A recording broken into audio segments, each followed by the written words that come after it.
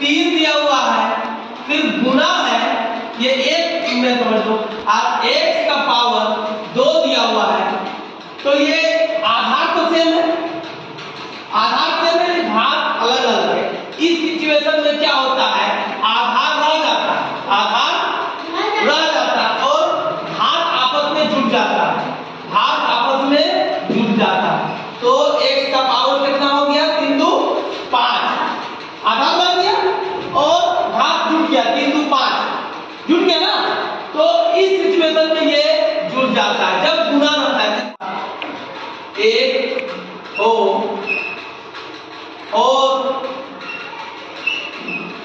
दोनों को गुना करने पर घात जुड़ जाता है। यानी समझ में आया, जब आधार यानी एक दोनों जगह गुना करने पर, जैसे x का पावर 5 भागा x का पावर, इस सिचुएशन में क्या होता है कि हम लोग ऐसे करते हैं, आधार रह जाता है, आधार रह जाता है और इसको हम लोग इस तरह से भी लिख सकते हैं, इस तरह से भी इसको लिख सकते हैं। जब इसको ऐसे लिखेंगे तो आधार रह जाएगा और 5 - 3 यानी x का पावर 2 ये हो जाएगा, x का पावर 2 हो जाएगा।